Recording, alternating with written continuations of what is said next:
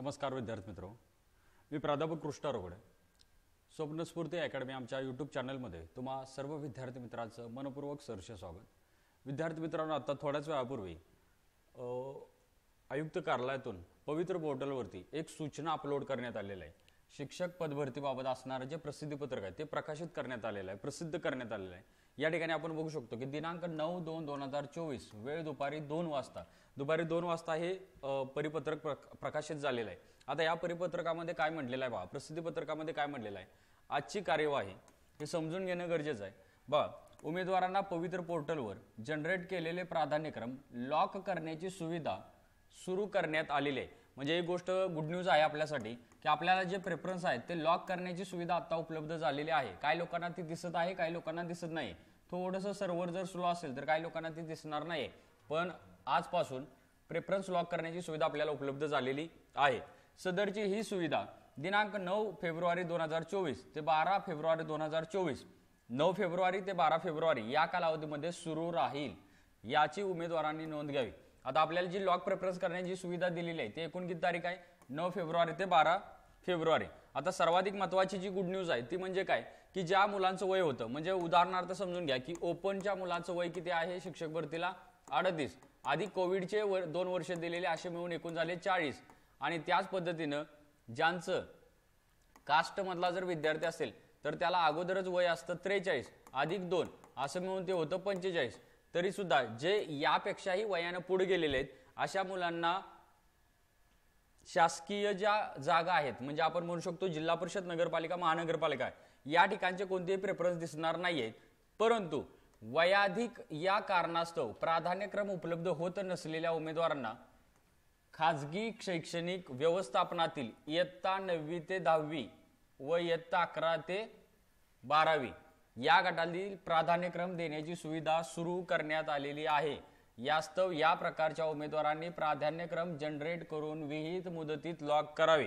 मुलांना समजून घ्या की ज्यांचं वय वर्ष 40, ओपनचे विद्यार्थी आहेत ज्यांचं वय वर्ष 40 आणि कास्टचे विद्यार्थी ज्यांचं वय वर्ष 45 प्लस झालेले आहेत, अशा मुलांना काय केलेलं आहे तर या ठिकाणी इयत्ता 9वी ते इयत्ता 12वी पर्यंतचे प्रेफरन्स या ठिकाणी उपलब्ध करून दिलेले आहेत. आणि ही त्यांच्यासाठी गुड न्यूज आहे, कारण ही माहिती त्यांच्यासाठी फार महत्त्वपूर्ण आहे. कारण अशा मुलांना ज्यांचं वय उलटून गेलं होतं, ज्यांचं वय पूर्ण झालं होतं, अशा लोकांना कोणताही प्राधान्यक्रम दिसत नव्हता. परंतु आता मात्र 9वी ते 12वी साठी त्यांना प्राधान्यक्रम दिसणार आहेत. आणि त्यानंतर सर्वच अभियोग्यता धारकांसाठी एक बॅड न्यूज म्हणता येईल की काय बघा की काही उमेदवारांना प्राधान्यक्रम लॉक करताना त्यांच्या पात्रतेनुसार प्राधान्यक्रम उपलब्ध होण्यासाठी अलर्ट येत असल्यास अशा उमेदवारांनी त्यांनी पूर्वीचे प्राप्त प्राधान्यक्रम डिलीट करून नव्याने जनरेट करून लॉक करण्याची आवश्यक ती कार्यवाही करावी. आता ही थोडीशी आपल्यासाठी बॅड न्यूज आहे. का आहे, कारण ज्या वेळेला प्रेफरन्स तुम्ही आता असाइन वगैरे केलेले आहेत, पण लॉक करताना जर तुमच्या पात्रतेनुसार प्राधान्यक्रम उपलब्ध होण्यासाठी एक अलर्ट आला, म्हणजे कधी येणार आहे अलर्ट हा, ज्या वेळेला तुम्ही लॉक करायला जाताय त्यावेळेला लॉक करत असताना तुम्हाला जर हा अलर्ट आला तर त्यावेळेला जे प्रेफरन्स तुम्ही असाइन केलेले आहेत ते तुम्हाला काय करावं लागतील, डिलीट करावं लागतील. आणि त्याच्यानंतर पुन्हा नव्याने प्रेफरन्स तुम्हाला जनरेट करावं लागतील. आणि हे जर केले नाहीत तर तुम्ही भरतीतून बाहेर पडू शकता. त्यामुळे एक गोष्ट समजून घ्या, जर तुम्हाला अलर्ट येत असेल तर तुम्हाला प्राधान्यक्रम तुमचे पहिले डिलीट करून नव्याने जनरेट करावे लागतील. म्हणजे याचा अर्थ काय, लोकांना चुकीचे प्रेफरन्स वगैरे जर जनरेट झाले होते आणि त्यांनी तशा पद्धतीने जर फिलअप करायला पुढे गेले असतील तर आता त्यांनी एखादा फिल्टर लावला असू शकतो की त्यांचे जे पात्रता आहे त्या पात्रतेच्या नुसारच योग्य प्राधान्यक्रम आता त्यांना उपलब्ध झालेले आहेत. पण चुकीचे जर भरले गेले असतील तर त्यांना एक अलर्ट येईल आणि तो अलर्ट आल्यानंतर त्यांना ते प्राधान्यक्रम काय करावे लागतील, डिलीट करून नव्याने जनरेट करावे लागतील. आणि हे काम करण्यासाठी पुन्हा विद्यार्थ्यांचा वेळ जास्त वाया जाण्याची शक्यता आहे. आता हा एरर नेमका काय आहे, कोणता एरर आहे तो तुम्हाला स्क्रीनवरती मी दाखवते. आता या ठिकाणी बघा, हे स्क्रीनवरती आहे. आता या ठिकाणी आपल्याला एरर कोणता आलेला आहे तरी या ठिकाणी समजून घ्या. स्क्रीनवरती आपण पाहू शकतोय की इथं म्हटलेलं आहे लॉक प्रेफरन्सेस विथ इंटरव्ह्यू.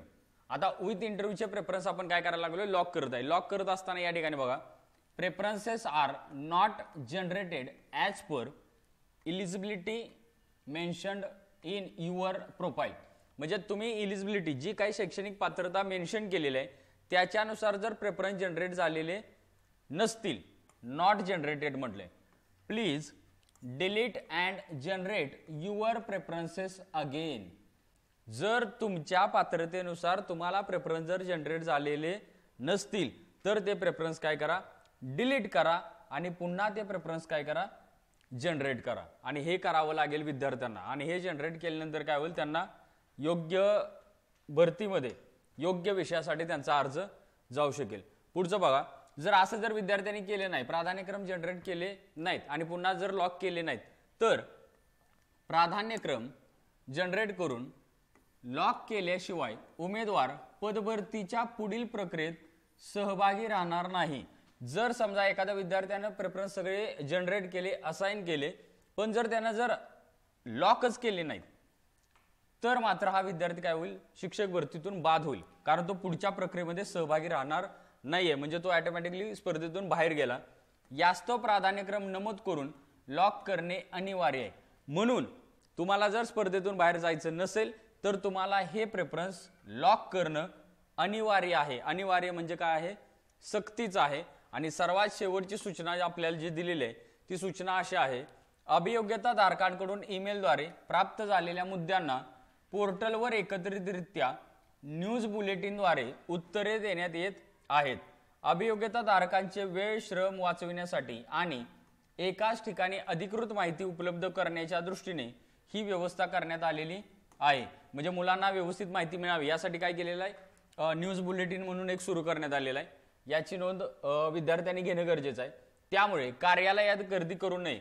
आता कार्यालयात गर्दी करू नये. आता काल जर तुम्ही बघितलं तर बराच तांत्रिक प्रॉब्लेममुळे विद्यार्थ्यांना प्रेफरन्स वगैरे भरता आले नाहीत. मग अशा विद्यार्थ्यांनी काय केलं तर आयुक्त कार्यालयामध्ये गर्दी केलेली. म्हणून या ठिकाणी सूचना दिल्या, आयुक्त कार्यालयात गर्दी करू नये.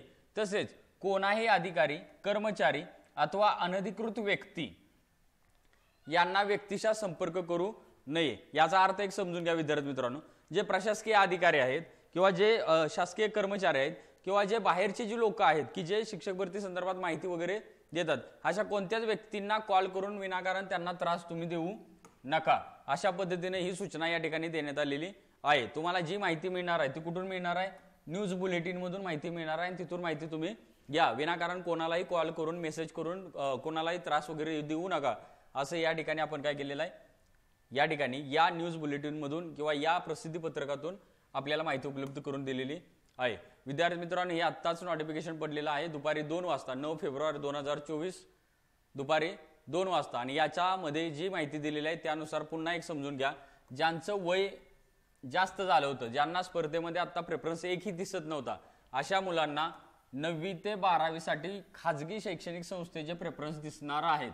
आणि दुसरी गोष्ट म्हणजे काय की ज्यांना प्रेफरन्स लॉक करताना त्यांच्या पात्रतेनुसार प्राधान्यक्रम उपलब्ध होण्यासाठी जर एखादा अलर्ट येत असेल, रेड कलरचा सिग्नल येत असेल, तर अशा उमेदवारांनी त्यांनी पूर्वीचे प्राप्त प्राधान्यक्रम काय करायचे आहेत, डिलीट करायचे आहेत आणि नव्याने जनरेट करून लॉक करायचे आहेत. आणि जर अशी कार्यवाही जर केली नाही आणि जर त्यांनी जर लॉक जर केले नाहीत तर तो विद्यार्थी पुढील कोणत्याही प्रक्रियेसाठी सहभागी राहू शकत नाहीये.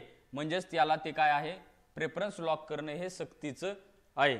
या व्हिडिओच्या माध्यमातून आपण आज आलेलं जे प्रसिद्धी पत्रक आहे याची सविस्तर माहिती बघितलेली आहे.